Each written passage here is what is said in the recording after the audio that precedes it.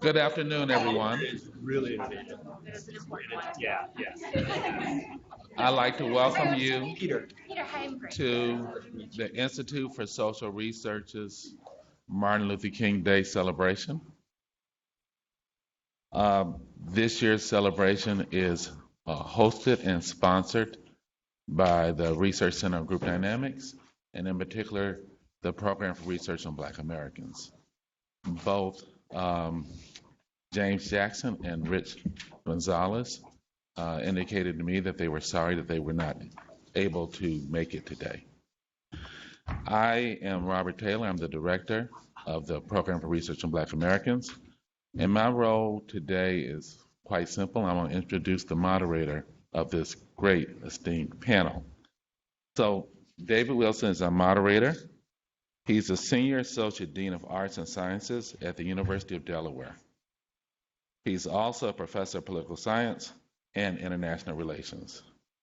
He previously was a senior statistical consultant for the Gallup organization, and his research focuses on race, gender, and class differences in public opinion and political attitudes.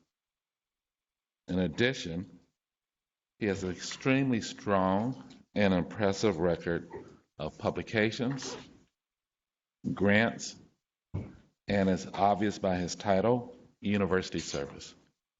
Please welcome David Wilson.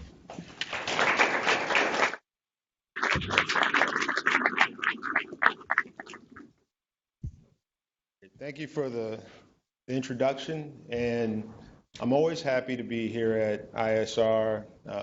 I came here at the University of Michigan the first time in 1993 and spent a summer at the Institute for Public Policy, and that was actually, in my career, the first time I had been around a place where there was a true commitment to academic excellence. I'm from the South. We get some of that. We don't get a lot of it, but academic excellence among people that were my peers. And so this place holds an important meaning to me, both as an institute and Ann Arbor more generally as a place of learning and intellectual skills. So my background is in political psychology. I study what goes on up here and how it affects everything out there. Mostly I use survey methodology. I use experiments to manipulate wording and question order, just to prove how contradictory we are as human beings, to really get at the sense of whether opinions matter, whether attitudes have substance, and whether beliefs actually translate to some form of behavior. It's ironic that in most of my academic background, people will mention most of my scholarly work, but my first job out of undergrad, and I'll say this because it's Martin Luther King federal holiday, and I played a big role in that actually. My first job out of undergrad was working for the Martin Luther King Federal Holiday Commission. And what most people don't realize is that in 1993, when Ronald Reagan signed into legislation the King National Holiday, a national holiday is not something that people have to observe. You just say it's a holiday. Do what you want. You don't have to let anybody off work. You don't have to commit to anything. It's just a national holiday. So the holiday was actually set to die essentially 5 years later. It had no real mandate beyond, all right, we'll do it and you can figure it out. And so my first job was as a legislative assistant, which means lobbyist, working for the commission to try and get Congress and other bodies to support a federal holiday, which means you have to commit time, resources, money, space. States have to sign on. You have to do stuff with flags, lower them or raise them higher and that kind of thing. So my first job actually was helping to see this Martin Luther King holiday become a reality. And it transitioned from this day where there were cookouts and people not going to work to this day of service where we commit to interracial cooperation, youth anti-violence initiatives, and basically community well-being research. So on this important day, we have a special occasion where we'll study some of these things. So as I'm actually a dean of social sciences at the University of Delaware, and we have 5 thematic frameworks for action that we study in the social sciences. Social justice, this notion that there are right or wrongs in society, and we should do something about these rights and wrongs sometimes. Public commitment or public service, this notion that we are a collective, even though we're a bunch of individuals, we still have collective responsibility to try and do something about the wrongs and rights of society. cultural understanding, the idea that while we're individuals, we're all different, and we should understand these differences in terms of language, technology, community, backgrounds, beliefs, and the like. Well-being, this notion that we all deserve a shot at having a happy and prosperous life, even though we always don't commit to it in many ways, whether it's the planet, the community, or the individuals. We care about these things, about well-being. And social analysis, that we have methodologies, right? The Institute for Social Research. We have surveys, epidemiological studies, we have qualitative research, we have all kinds of forms of methods to understand society and how people respond to the different cues that are out there in the world. So in our panel, you can think about kind of our independent variable as cultural understanding.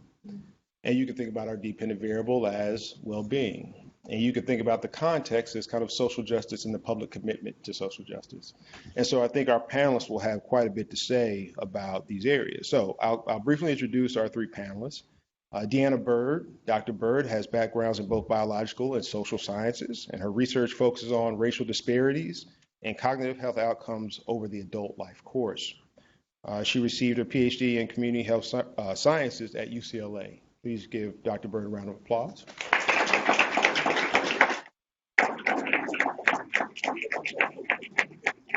Chomping at the bit to tell you how this world works here. Good. Dr. Taylor Hargrove studies health disparities across the life course. She's specifically interested in health inequalities which are affected by race, skin color, gender, and social class. She received her PhD in sociology, medical sociology, from Vanderbilt University. Please welcome Dr. Hargrove. Dr. Lloyd Talley is a developmental psychologist who studies social policy. His work helps to conceptualize diversity within the Black population through the development of identity profiles, examining their relationships to social and health outcomes. He received his PhD in applied psychology and human development from the University of Pennsylvania. Please welcome Dr. Talley.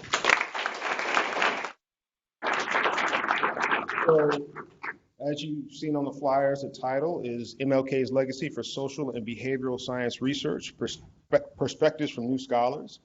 So I've got quite a bit of leeway to kind of structure this panel. So anything that goes wrong you don't like, you can blame me for it. So I've asked Drs. Byrd, Hargrove, and Talley to stray from the traditional path of simply doing a research presentation and to focus more on their perspectives.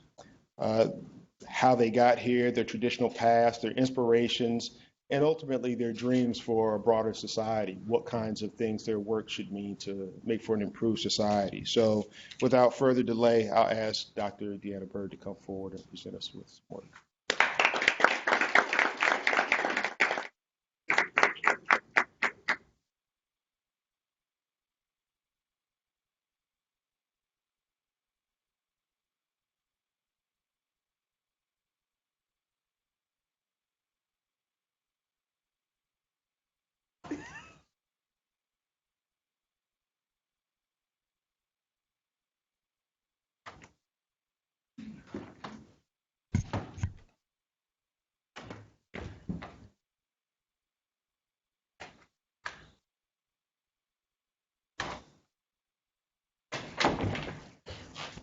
So while my mic is getting queued up, can you guys hear me? I'll try not to stray. I like to move around, helps my nerves. I'm really honored to be here. I feel like I'm standing on the backs of my ancestors. So many great scholars and thinkers came before me, and so I just feel the weight of the people in the room and those that were here before me. My name is Deanna Bird, as our gracious hosts have introduced me, and I'm really humbled that you guys would be interested in the work I'm doing on cognition. It's very, very important. And before I begin, I really do want to give you a little bit of context of how I got to this stage. And that really came early on when I was studying at the University of Wisconsin, UW-Madison. I was working at that time for Dr. Dennis Mackey, who was the head of the infectious disease department. And then SARS happened. I'm not familiar with, anybody familiar with SARS? Heard of it? Okay, good. So SARS, severe acute respiratory syndrome, when it happened in 2003, Dr. Dennis Mackey was actually asked by the president to go and be on a panel to see what we can do in terms of precautions and prevention efforts to prevent the spread of it, right? Some would argue that SARS was the first global epidemic of the 21st century because it had reached more than a dozen countries, Asia, North America, South America. And that was life-changing for me because I thought, wow, this amazing doctor is going to go and talk to the president and all these other scholars are going to be right with him. But who he worked with every single day was a public health epidemiologist who was actually in the hospital.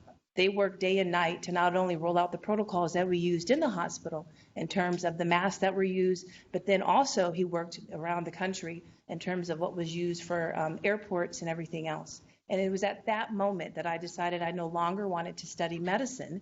I wanted to have a much broader focus on an individual patient, and I actually wanted to have a public health impact. And so from there, I decided that I was going to study from a life course perspective. Unbeknownst to me at the time, I really was thinking about health disparities and, more importantly, health inequalities. And I thought to myself, well, why not begin at the very beginning, which is in infancy? And so I decided to, thank you. Okay. Can you guys hear me? Is that better? Better. I'll try to hold it.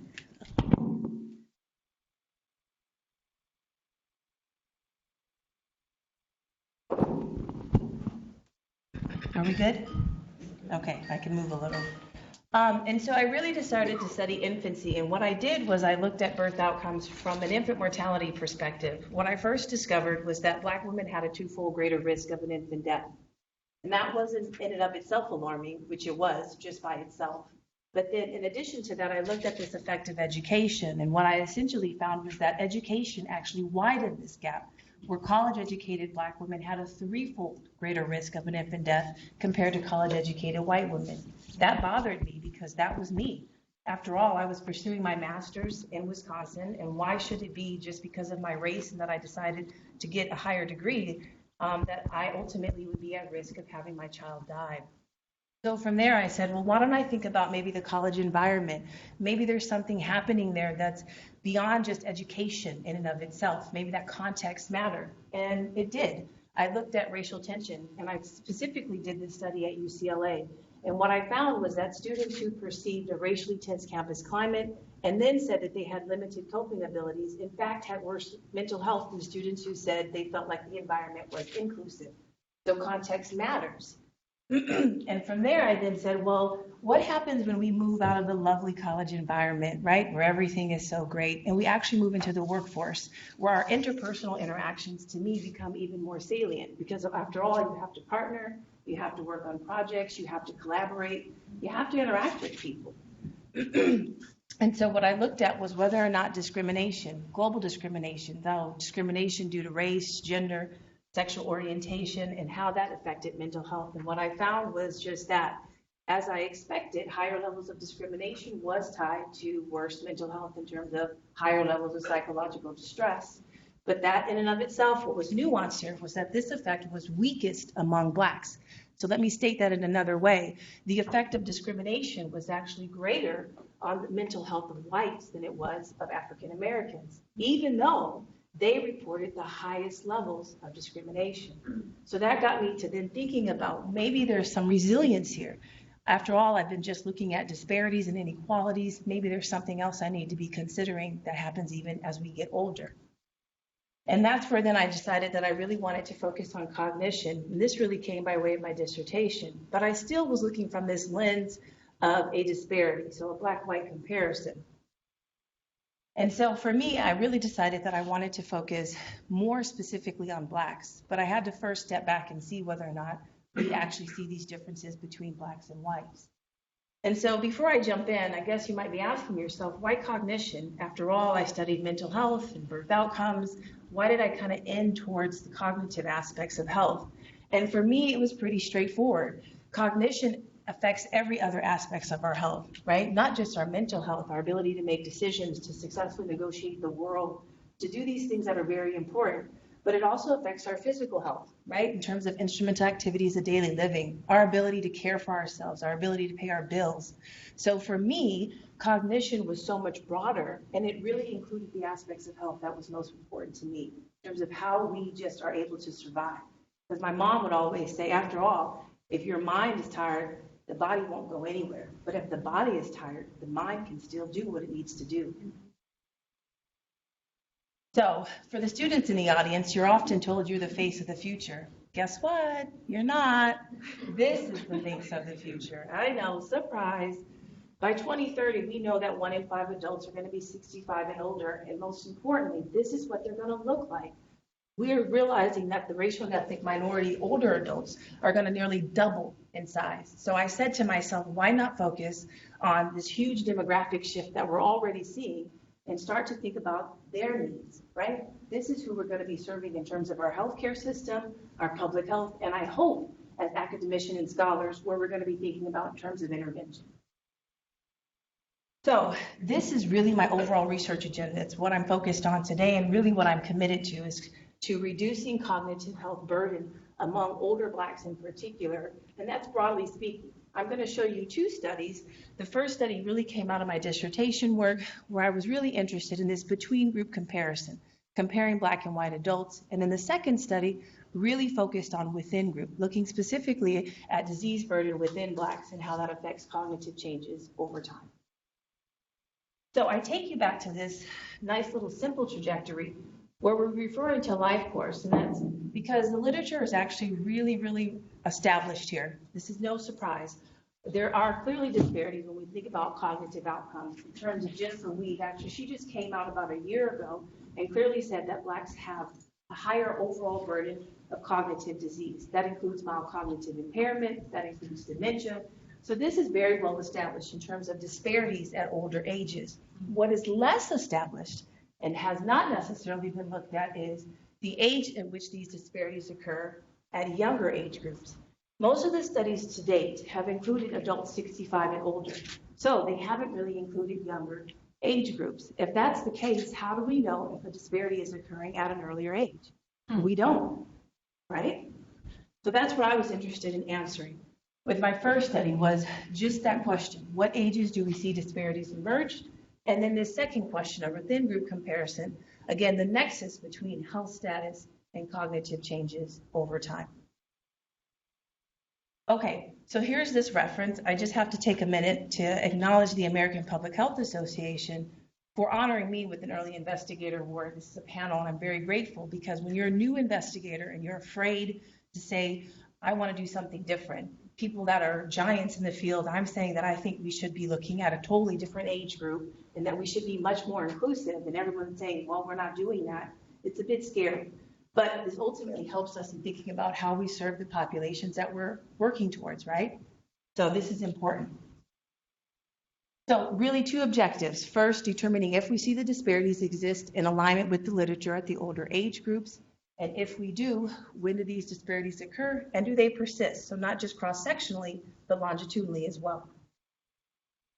So I want to show you, this is the Americans Changing Lives, which came right out of here by James House, wonderful scholar and thinker that was the PI of this. And what I want to highlight, this is the baseline data. Okay, so the ACL ran for 25 years, 1986 to 2011, and it followed respondents that were 25 and older at baseline, right? So it included young, very young adults. And so what I'm highlighting here is really just to show you that even at baseline, Blacks come in with more chronic conditions, right? So for example, I highlight diabetes, it's nearly double. Just pay attention to that. I'll come back to why it's important. Okay, what did I find? So this is not adjusting for anything, just a very crude model. What we see here, cognitive errors, this is the short portable mental status questionnaire, a crude measure of cognitive decline. And what we see is that overall Blacks are making more cognitive errors, so they're doing worse, age being on the x-axis. What we see is when we adjust for sociodemographic, other health risk factors, attrition, the number of waves participated in, right? This was 25 years period, right? So about 5 waves. What we see is a similar pattern, but what's important here is the age at which we see a divergence. As you can see, that's at age 45. So what's the takeaway here? First, similar to what other studies have already well established, that yes, at baseline, there are robust differences between Blacks and whites, Blacks being at a disadvantage. In this context, age 75, which is where I centered age at. That was arbitrary. But the most important thing is when we're beginning to identify these disparities, which we see happening actually in midlife.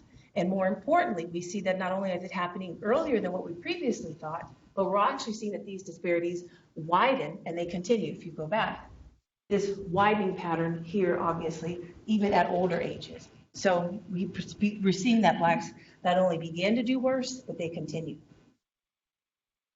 Okay, so what I then thought to myself, well, maybe it has something to do with the disease burden that blacks are already disproportionately facing in terms of higher diabetes, chronic conditions. Is that driving the larger differences when we compare them to blacks and whites, right? When we do this between group comparison. So I was interested really from this perspective of individual level variability in health, right? So if we can understand at an individual level, then we can obviously extrapolate that to a larger level and see if that maybe drives the between group differences. So I looked essentially at that. Is disease burden associated with cognitive decline over time when you look just at a sample of blacks? So here's this reference, and this really comes from a sample that was based in Baltimore. Here's the baseline data for that. Now, these blacks were followed for about 2.5 years apart. The initial sample was 600 blacks, and the second wave was 450 blacks. What I highlight here again is even in this sample of Black Americans, what you're seeing at wave 1, for example, over 80% of the sample reported coming in and having hypertension. Right? So even if you take a sample, a nationally representative sample, such as the Americans Changing Lives from the first study, and this sample, which is based in Baltimore, you're seeing a similar pattern, right? Where blacks are coming in overall less healthy. And what did I find? Basically, what I found was that blacks who had 2 or more health conditions, or at least who self-reported it that way, had significantly slower perceptual speed than those who reported 1 or no conditions. And other measures too. For example, I also found that lung functioning was associated with cognitive changes, right? So other indicators of health, not just self-reported chronic health conditions, but lung functioning, for example, also had an effect on cognition over time. So just to recap, what I've basically told you is that we know that blacks basically are doing worse at baseline and over time. We know that these disparities are emerging earlier in the life course than what we previously identified. That's important in terms of thinking about who we're including in our study samples. And we also know that when we look specifically within blacks, that greater disease burden is in fact associated with declines in specific cognitive domains. Now, I've just told you all of this and you say, well, how is this really connected to what your vision is for MLK and what you would like to see? And I do this at 3 levels. First, at an individual level. So my grandparents were sharecroppers. I come from the Deep South. My mother picked cotton. I'm the first in my family to obtain a PhD, which was a huge feat. You know, I'm the first to even go out to LA and move there and be all by myself. And, you know, my mother would always say, you have nothing to worry about. You just take this one saying with you and you'll be fine. Well, that's true, but it took a lot more, right? So my vision is that we actually act on this. Do unto others as you would have them do unto you. I think if we actually lived that, then the way we interacted with people would be very different. If we thought about, wow, I'm going to be on the receiving end of that one day, then the way that I give off to another person would matter. And then at an institutional level, this is really important, especially being in academia. I know my own journey as a student, but thinking about racial equality and funding in terms of support and tenure and promotion, across all of these, there's inequalities. The NIH just came out with a report that said that Black scholars and Black academicians are funded at a much lower rate than white faculty. And in fact, they're penalized when they study things such as community-based participatory research or when they do things such as health disparities, the very thing that I'm interested in. And why is that? Again, it kind of reminds me of my early days when I was reporting on the statistic of college-educated Black women having a 3-fold greater risk of an infant death compared to college-educated white women. And then the elimination of health disparities. I really started my early work focused on identifying disparities, and that was really important to me. And then I realized that I no longer wanted to identify a disparity, but I wanted to understand it. Why is it that we're seeing the differences? That's in part why I really focus on Black Americans and the individual variability in their health, because we can't compare people and just say that that's enough and then stop there. So my next dream would really be the elimination of health disparities. Why aren't we working towards that? I think that that's really important. Hopefully my work wouldn't be needed, right, if we didn't have health disparities.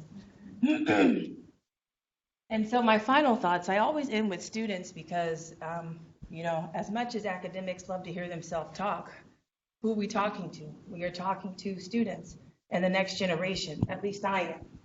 And so academia definitely needs you. So for those who are considering already on the path, please continue. Academia is still very homogeneous. It's still very white and it's still very male. So we need to change that. I'm committed to it. I hope you are as well. This is the currency. It took me a while to learn this. So be gentle with yourself. I think people expect that you come in and you just know what you're supposed to do, and you don't. And that's okay. But this right here is the most important thing I think I can tell you if you want to pursue to be a scholar, is you have to write. Many great scholars started out by their words, right? Martin Luther King, right? His speech was written, right? Great orators take a lot of time on their words, and so should you. So write, and write some more. I have to thank Dr. Gilbert G., my former chair, who told me that. And then finally, if you remember nothing else I say today, this is the most important. Insecurity shows up much quicker than confidence. So believe in yourself. No matter what people tell you, it is true. If you do believe in yourself, you'd be surprised of the outcome. I mean, after all, if you don't believe in yourself, who will? So I debated on who to end with, and since you probably have heard a lot of quotes today by MLK, I decided to end with W.E.B. Du Bois, one of the original thinkers in terms of Black health, the first study, sociological studies in Philadelphia on Black Americans and their health conditions, and really what drives me to do my work. He said the problem of the 20th century is the problem of the color line. I hope that you will join me in my endeavor to change this, because we have so many problems in the 21st century, from the environment, politics, and everything else. Why can't we just take race off the equation? Thank you so much.